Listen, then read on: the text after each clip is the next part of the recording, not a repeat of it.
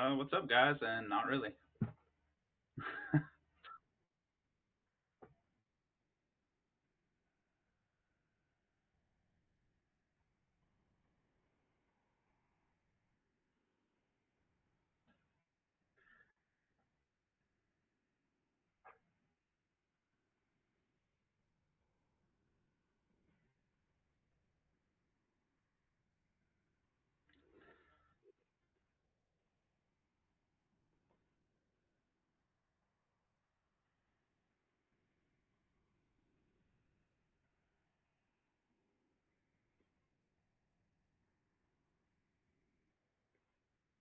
I'm SD Sharpie. You can find me on Twitter at SD_Sharpie and in the CMDTower Discord.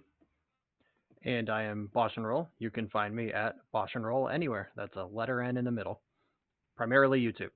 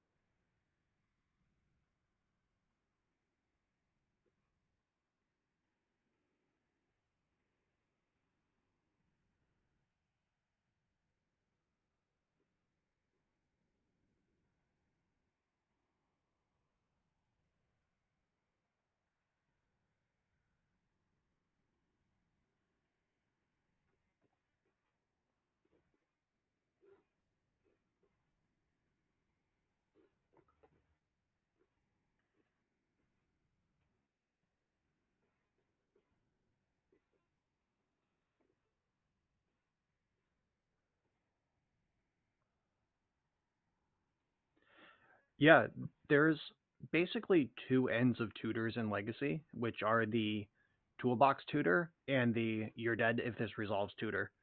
And all the best ones are banned for starters. We don't get demonic tutor, we don't get vampiric tutor, we don't get mystical tutor, we don't have survival of the fittest.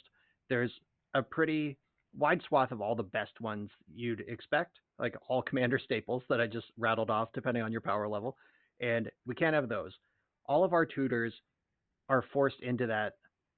Either they cost 3 or more mana, like Grim Tutor is, I think, the cheapest get any card that's legal, and that card's bad. It doesn't see any play at 3 mana.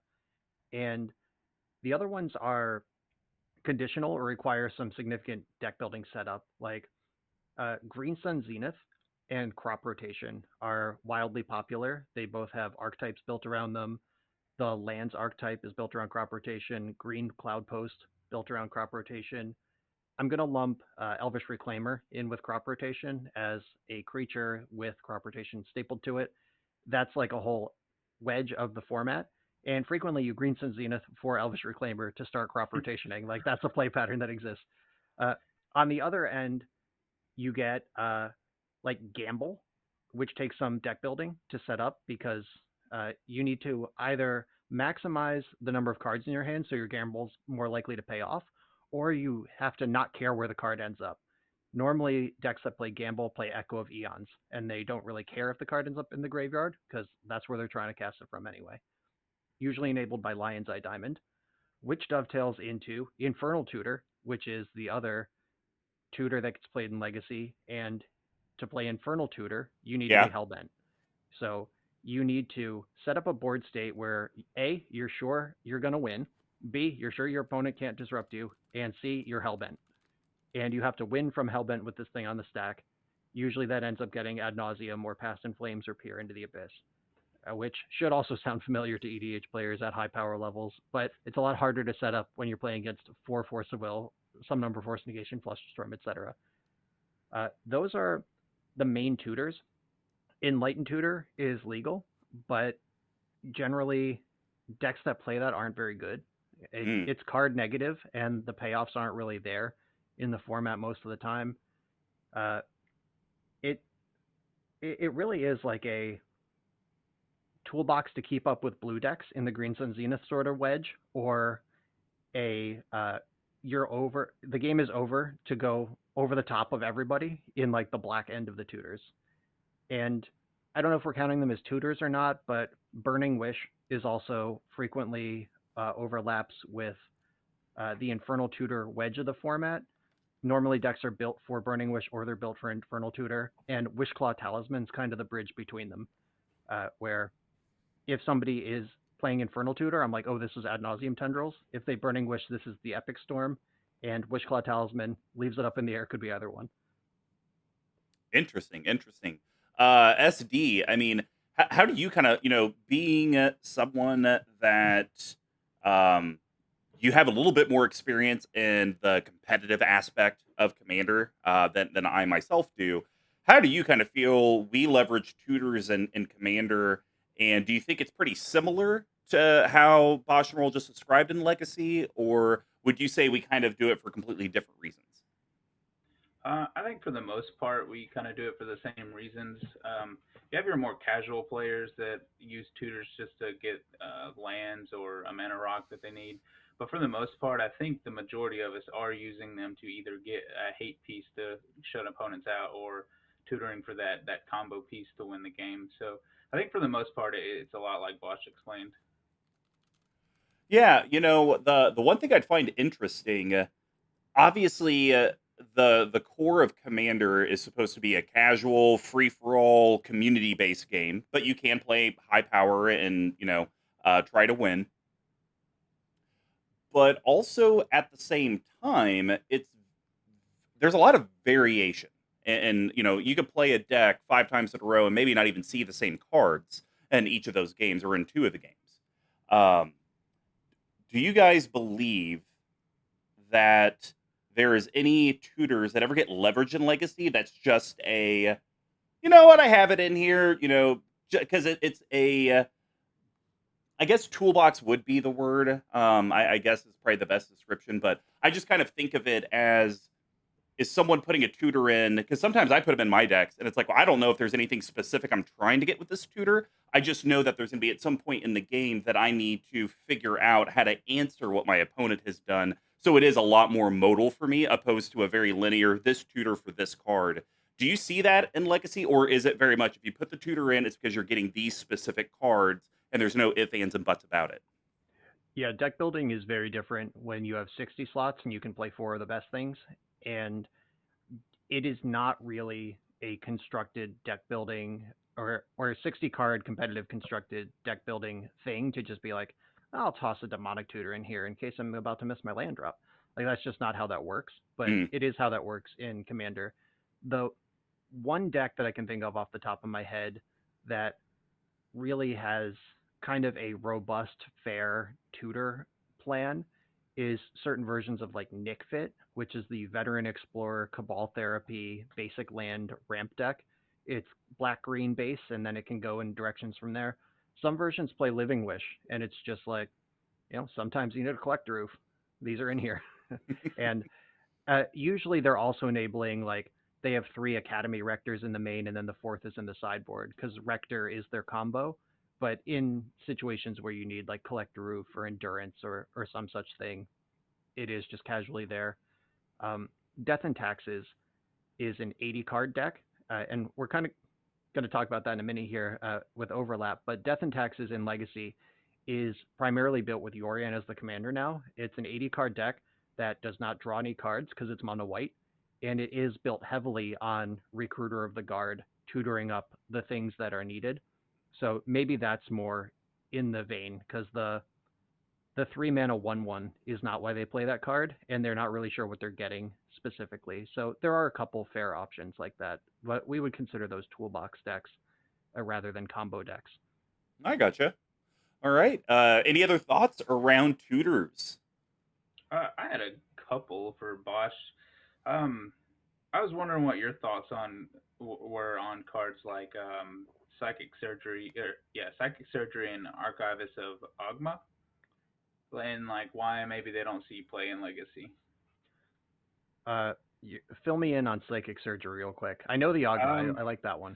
Psychic Surgery, I believe, is anytime your opponent shuffles their library, you can look at the top two cards and exile one or put them back in any order. I Okay, believe is how that goes. right. So I actually tweeted about Archivist of Ogma when it was spoiled, and the thoughts of like, wait, is this the Death and Taxes staple for Legacy out of the set? Yeah. Because Death and Taxes players are always looking at any remotely playable white 2-drop, and my answer right away was no, because it doesn't stop your opponent from doing anything. It pays you out when your opponent takes natural game actions. It's it's Rhystic Study. It's not Thalia, Guardian of Thraben. And in Legacy, you need to stop your opponent when you're the putsy little creature deck, because decks are super powerful.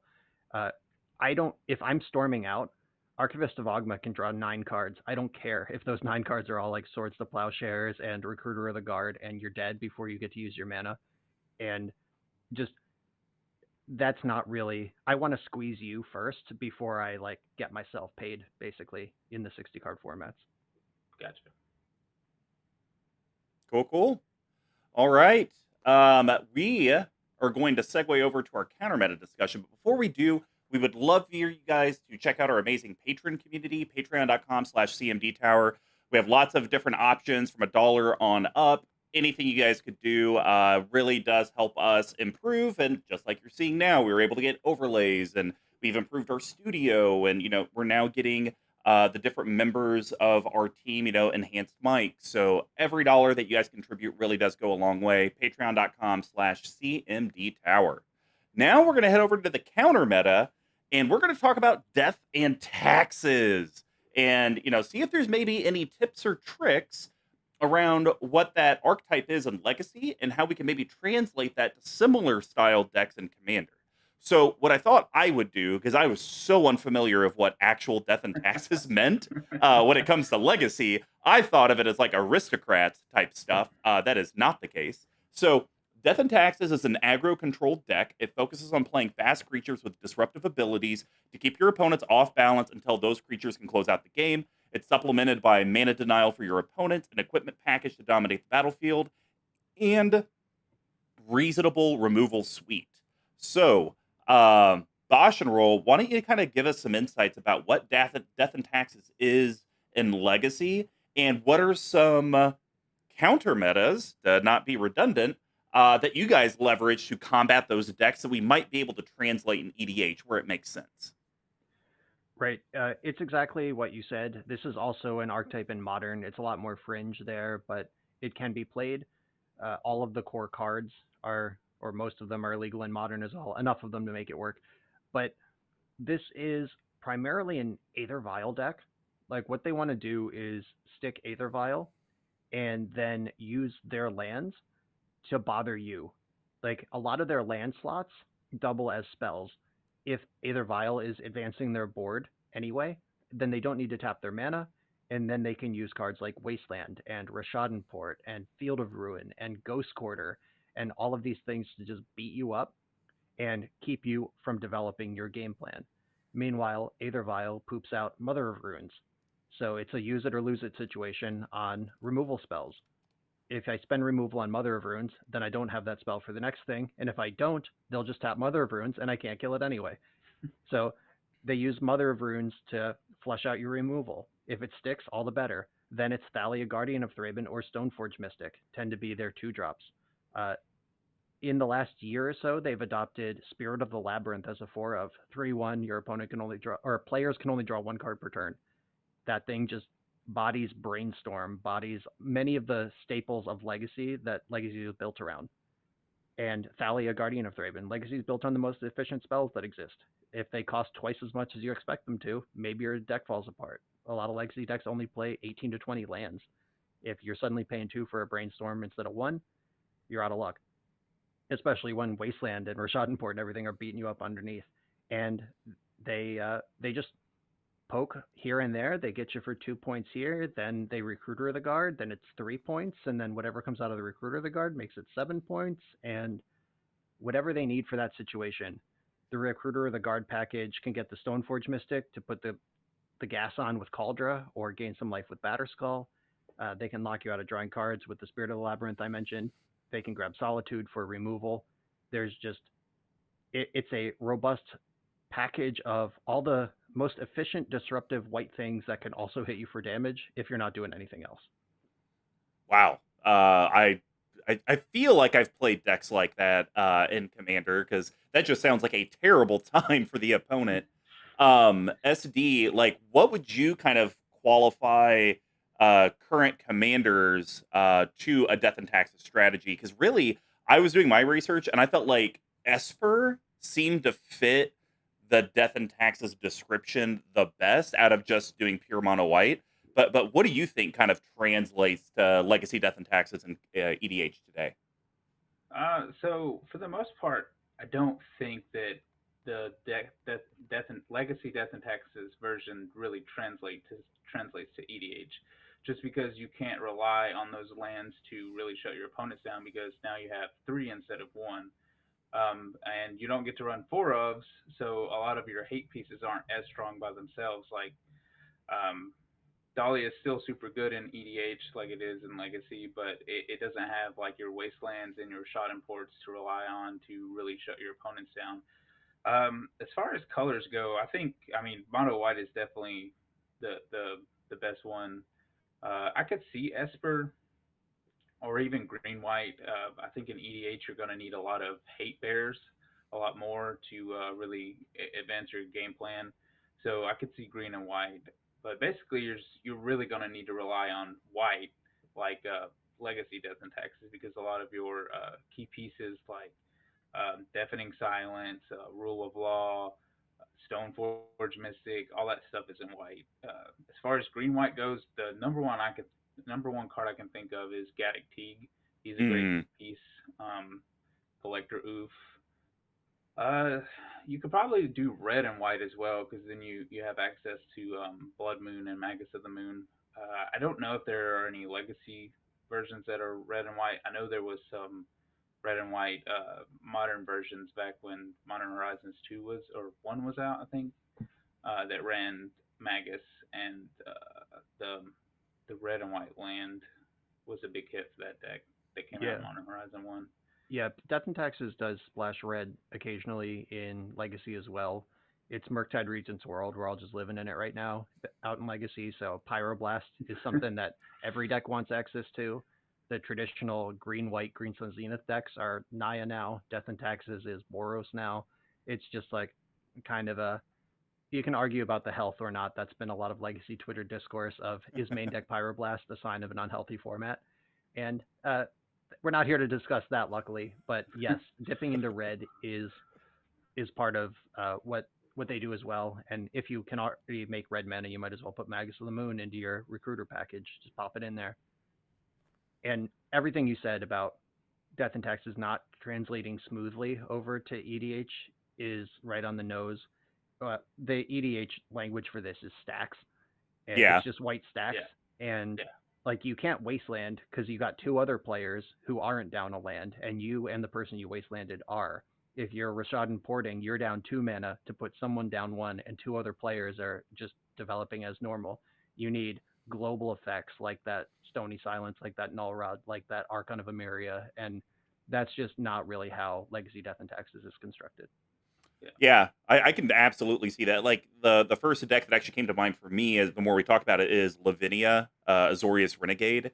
That seems like a perfect translation, like a Gaddock Teague. That would be a legendary that you would actually run as your Death and Taxes commander.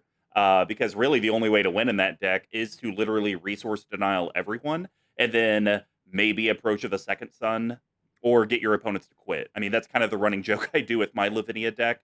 Is at the time there was nothing Azorius I wanted to build, so I was like, well, I'm going to build the meanest deck I possibly can, and literally my playgroup knows, well, he has no win unless we just concede. And so And that's usually, and probably the reason there might not be a perfect translation, is that's another thing like tutors that have a very poor reputation among the commander community. Any type of stacks, any type of tutors, immediately you become the anti-Heliod, and people want nothing to do with you. Right. And I think that even at casual tables, I mean, we could talk about CEDH where mono white stacks actually did top four a major event earlier this year in a way that we're talking about. Heliod was the commander, Mm. and I believe that deck was only defeated in the final four pod by Magda, which is also a monocolor stacks deck with the moons and the rods and everything, and was just sort of like built to play in the same sandbox that Heliod was Oh, that's and edged funny. it out. But I think that at a casual table, even at lower powers, I do think the person showing up with like rule of law and deafening silence, it might be kind of not encouraging fun. But if you have something like a Yasharn in your Green Sun Zenith package, is that the name of that green white pig? I think I that's think the correct so. card.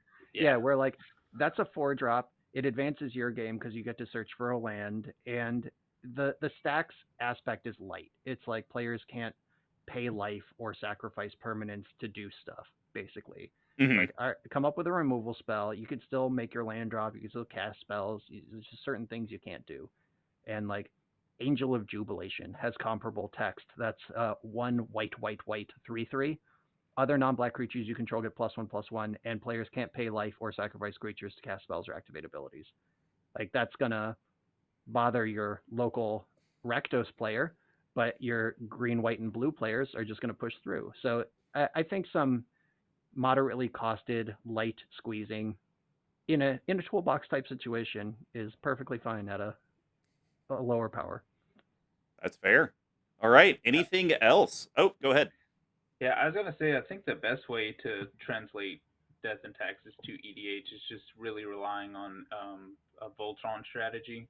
Like get you a Voltron commander deck, and then put your light stacks pieces like your Sharn, and if you're in blue and white like Lavinia and stuff like that, and just really lean heavy into the combat aspect of the deck, and lessen the resource denial. I think that would be the best way to build Death and Taxes in EDH. So Well, the Yeah, funny thing is the way you just described that, you just described my Bird of Prey Commander Esha deck. I was gonna say like that deck is probably pretty definitive of a Death and Taxes EDH deck. So right. And the best advice I can give for beating decks like this is to collapse their pillow fort.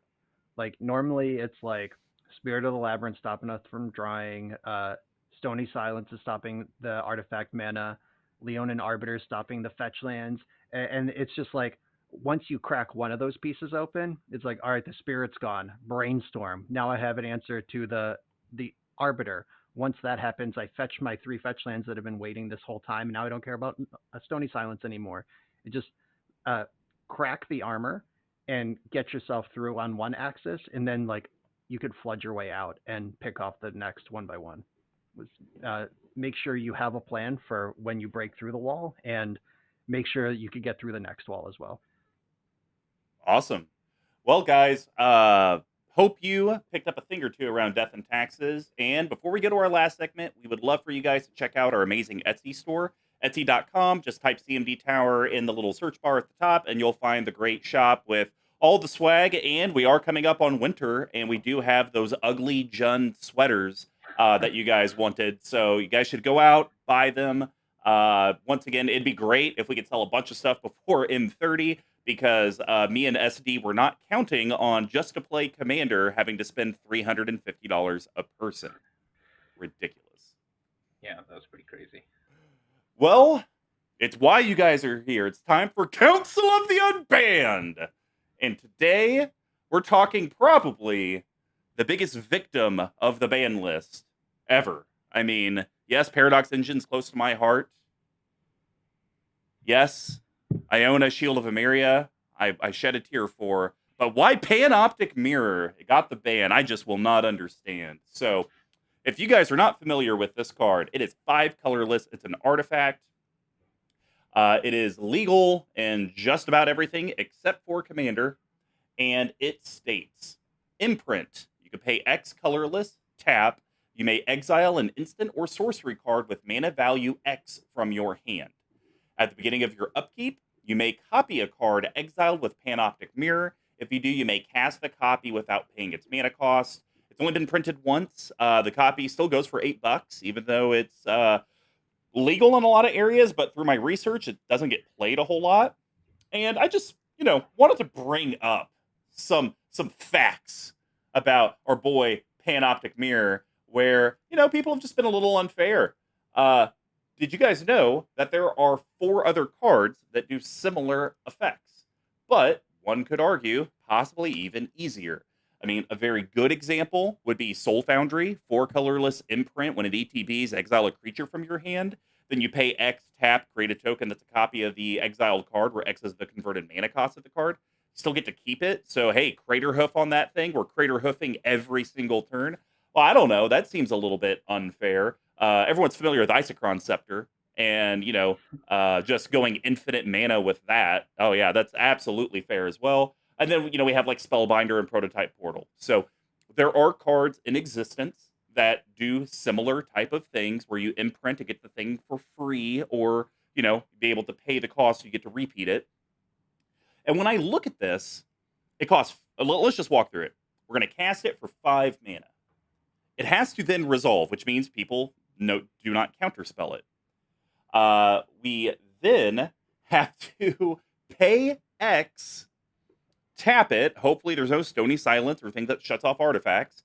Exile, because the reason is the extra turn argument. If you have it and it's an extra turn, you could basically take infinite turns and then you lock everyone out of the game. Well, you have to first exile that spell, pay the mana, wait the rotation, then hopefully no one blows it up, because even the argument of, well, you don't have to do it main phase, it's like, well, on your turn, it's like, yeah, but still people can interact with it. So it has to go a full rotation around the table.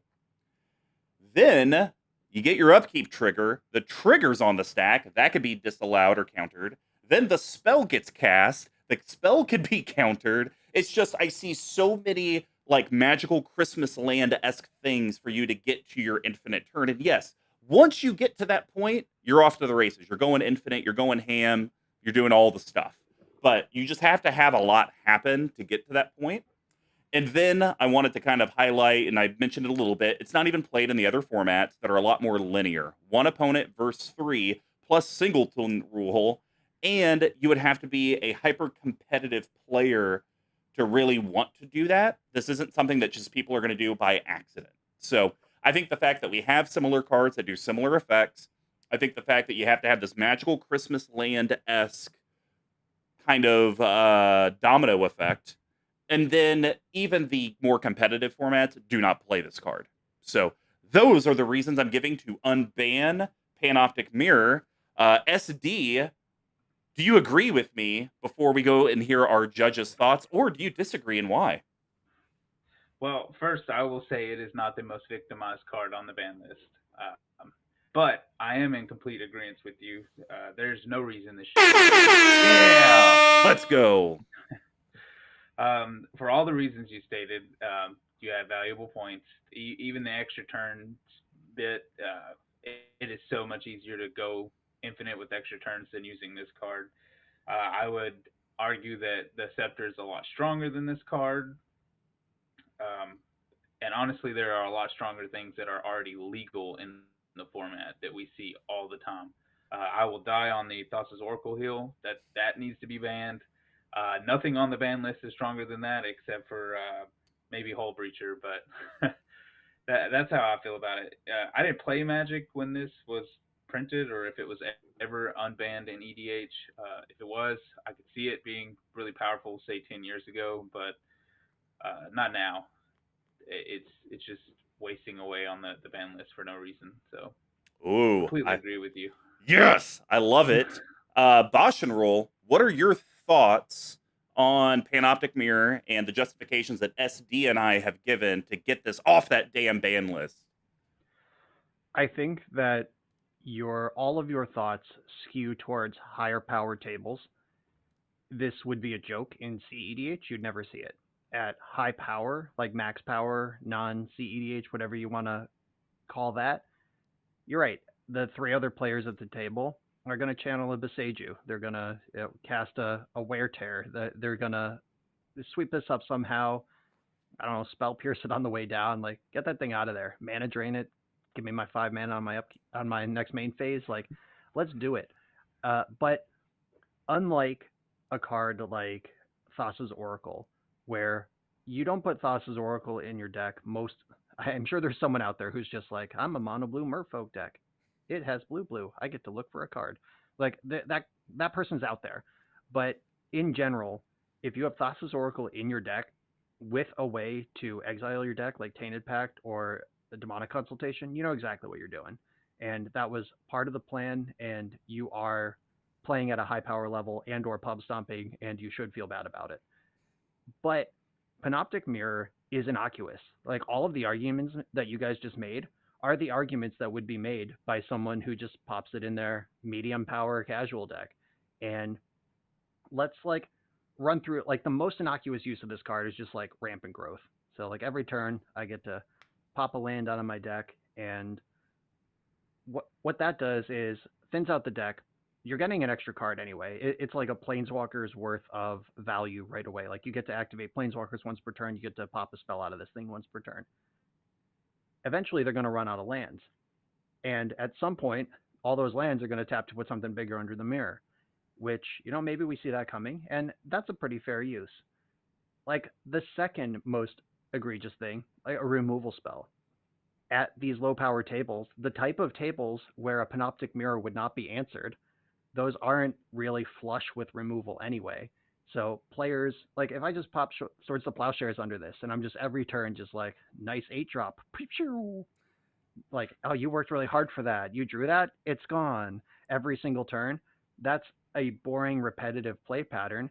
It's the problem with tutors that we already talked about in this episode. It's the same eye roll that when someone demonic tutors for their thing, it's just tutoring for the same spell every turn. Repetitive game states suck, is the answer to that. Now let's pretend it's not Swords to Plowshares. What if it's Damnation? Like, no creatures ever. Boop, boop, no creatures. Every turn, no creatures. That thing better have haste or indestructible because it's gone on my turn. That sucks. Let's crank it up a notch. Demonic Tutor under that baddie. You get a draw step and whatever you want every turn for the lowest mana we've talked about yet. And then that all escalates to Time Warp, of course, which we've already addressed, which is just literally GG if you untap with it. I just think that even if you put no Time Warps in your deck, this is the type of thing that a casual player who's just like doesn't understand the crushing boringness of just Damnation every turn, or just like concentrate every turn. Like, you're just drawing 4 cards a turn, or Opportunity, like you're getting 5 cards a turn. This is less of a problem the more powerful your table gets. And I think we got to talk about like who needs to be protected by a ban list, because it's not the CEDH players. They want, like, give us everything. Like, let it rip. Let's party. It's like that person who bought a Precon and wants to have fun at their LGS, and seeing this thing is just going to ruin their life. And I think that Panoptic Mirror is in the same sort of range as Hull Breacher, where it's like the things that just naturally overlap with a Hull Breacher that make it unreasonable. Like, you don't even have to put Time Twister in your deck for Hull Breacher to kind of ruin an experience. The Panoptic Mirror is in that sort of range as well. We've talked about a lot of truly broken crap on this show, like Tinker and all of that stuff. We've really just cracked the knob off at 11.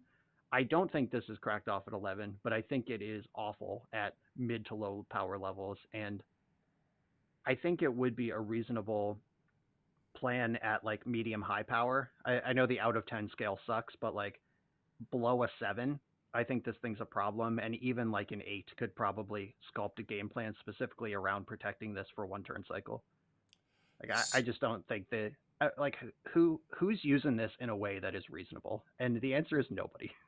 Well, argument there, you could definitely do some fun things with it in non-spellslinger decks. Like, imagine, like, I mean, it's not fair, But Overwhelming Stampede, it's like, hey, I'm going to throw that under there and I'm going to like stomp people out every turn. And so the one thing I wanted to kind of poke a hole in your argument, Judge, we of course hail to you, um, is you just use the argument of Swords to Plowshares. Like, oh man, how much does that suck? Well, that's kind of in the same realm as what we talked about in Death and Taxes. Like you have three opponents, you can't wasteland everyone because go in that example, you go down a land and they go down a land, but the other two people were unaffected. Well, in this, you're going to Swords to Plowshare, and you're going to get one creature. You're not going to get the entire board or one for each opponent. So I think that's where on the lower power deck scale, I think it's fine. Rampant growth. Yeah, it's a whole lot of ramp, but there's easier ways to ramp than waiting for your upkeep for a rampant growth every turn cycle. There's a lot more broken ways to get your lands out. On the removal, it's still only one creature, so it's like, yeah, I got rid of your 8-drop, but the other two players also played 8-drops this last rotation, and I'm just going to take it in the face. So that's kind of where I would disagree with those. Yeah, the demonic tutor is the most egregious of it, but no one at a pre-con level that's let's just call them blissfully ignorant, they aren't going out and buying a demonic tutor. They see a card that's $30, and they're like, what? I paid that for my pre-con. Get out of here. They just haven't been exposed to the financial hardship that is Magic the Gathering. So I still think it would be your more seasoned players that would do it. But genuinely, I think this would be fun to run in, like a Gruul deck. Like my Ruach Thar. Oh man, that'd be kind of sweet. Like put something kind of weird or gross under it, and then I get to do that every turn. And then it's the flip of the coin. Am I going to take 6 life because I casted a non-creature spell? Or is Ruach Thar not going to be there and I'll get to do this effect? So I think it actually, and we all love the whole upkeep thing in EDH. Like, oh man, at the next upkeep, I win the game. And then what happens? Someone like destroys your world and you're like, up. Well, that was fun for 3 turns while I wished and dreamed. I just see this card kind of fitting more in those lines. SD, do you have any last thoughts from you before we get a final potential ruling from Bosch? Hold up. Let's pause. Uh I would oh. like to just respond gently to your rebuttal there. The best part of Magic the Gathering is your draw step. Like that is the thing that people are excited about. Like it's dynamic, information's about to change, the game's about to change. You can win or lose from a draw step, and doing the same thing predictably every upkeep is just bad magic. Like it's not fun for anyone involved except for the person who's popping off. And EDH is broken. That's like stated straight up at the top of the ban list on the RC website. They're like, this is broken. You could break it if you want. We just clip the big things and hope you follow our lead. And Panoptic Mirror is it just makes for bad gameplay at every level. And like to your Gruul point, when I was thinking about Panoptic Mirror in prep for this episode, I pulled up my Jund deck. I have a Jund deck. The spells in which are Crux of Fate, Kodama's Reach, Damnation, Green Sun Zenith, Cultivate, Primal Command, Rishkar's Expertise, Artifact Mutation, Assassin's Trophy, Beast Within, Bedevil, Force of Vigor, Golgari Charm, Heroic Intervention. Those are all of the spells in that deck. And among them, like Green Sun Zenith doesn't function under Panoptic Mirror. Kodama's Reach and Cultivate are kind of nutty to start, but will run out of gas. But any other one of those being fired off every upkeep would be a bad time. Like the whole point of playing at a casual level with no tutors or low tutor counts or conditional tutors is that you have this dynamic changing gameplay where you can shuffle up 3 games and only see a few of the same cards among the players. And Panoptic Mirror just cracks that entire dynamic in a way that just can't be healthy. Like I don't see a situation. I'm not into it. All right, SD, give us your final thoughts, and we're going to go around for the vote. I gotta agree with Bosch a little bit there. He makes valid points. You're probably not going to do anything nice with this card, but at the same time, I circle back around to your argument in the phases and steps that it takes to use this card. There's a lot of windows for interaction. There's a lot of chances to disrupt this card, and this might be a hot take. But honestly, people don't run enough removal, and we talked about the guys coming in with precons and stuff. Precons come with removal. You should be playing removal. Even at a very casual level, you should still be playing removal. This card could run away with the game, yes, but it could also just try to imprint something and immediately get blown up. I'm still on the train of it needs to be unbanned. But that's mostly because I just really like cool stuff in EDH. I mean, if you do something really cool with this card, I'm cool with it even if I lose. Uh, to agree with Bosch, I think a demonic tutor every turn would get annoying, and I'd get kind of frustrated with it. But overall, I'm going to stick with what I said earlier. All right. Well, I'm obviously going to unban this because it is absolutely unfair that it should be on the ban list. Just, we have multiple things that allow us to imprint and play stuff at reduced costs or free, or allow us just to abuse it and reuse it. I think, just like SD mentioned earlier, Isochron Scepter, I full-heartedly believe is stronger than Panoptic Mirror, because literally you play it, you can win on the spot. Versus Panoptic, you have to wait a turn or cast an extra turn spell, play Panoptic Mirror, do another X. I mean, it would take like a 20 mana investment to be able to do it immediately. So I just think there's the more holes and opportunities that interaction have on a card for it to be successful, for it to actually do its thing, I think that's healthy. And if it happens, like SC said, run more removal or quit waiting for your opponents to do it, or at the bare minimum, just bite the bullet. I see too many people that are like, and I'm one of them, oh, I don't want a board wipe to get rid of this problemsome thing because it's going to hurt my board. So maybe someone else will figure it out for me, and then I lose, and I'm all pissy because I could have dealt with it, and I didn't, and nobody else dealt with it. So I say unban it immediately, henceforth. Bosch, I believe we know what the judge is going to say. Both your prosecution and defendant are agreeing to unban it, let it out of prison. What are you going to say? You know my answer. I think that all the comparisons drawn are faulty. I think Isochron Scepter does not win the game on its own. It wins the game on its own with a specific card that you chose to put in your deck and 3 or 4 other mana rocks that you chose to set up along the way. Spellbinder's got to connect.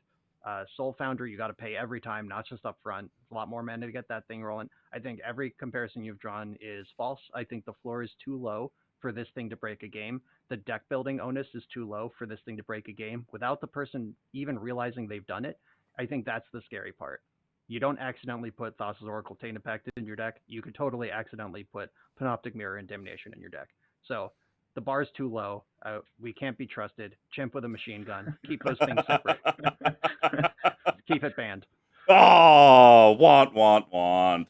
Well, before we wrap up the episode, everyone, we would love for you guys to check out abyssproxyshop.com.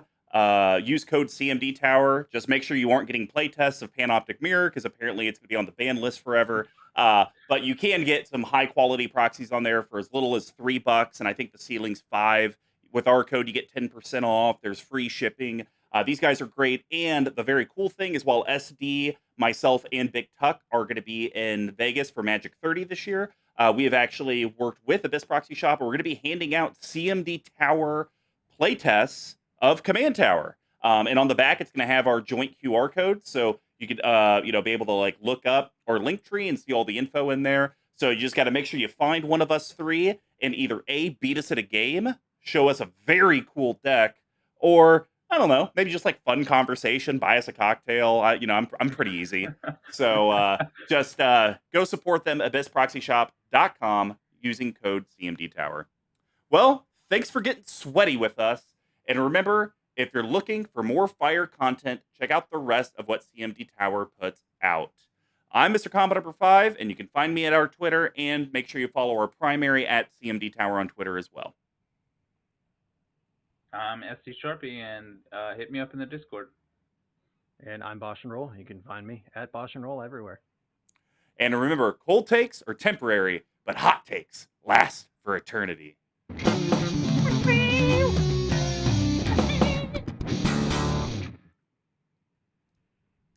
All right. Well, our live stream guys, thank you so much for coming out. I did see a bunch of you on there. We're trying a new little setup, so I couldn't have the chat window always there. We'll definitely make sure to get that revised for the next time. But you guys should be seeing now 2 to 3 live streams a week, with the following week giving you 2 to 3 issued content from CMDTower with brews and builds, slinging cardboard rectangles, and now our auxiliary episodes.